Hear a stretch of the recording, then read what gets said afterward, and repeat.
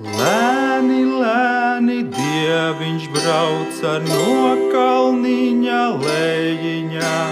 Dieviņam ir lēni zirgi, lēni kaltas kamaniņas.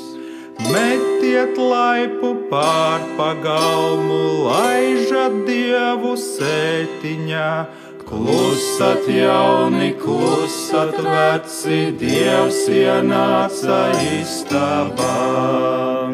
Klusat veci, klusat jauni, dievs ienāca istabā.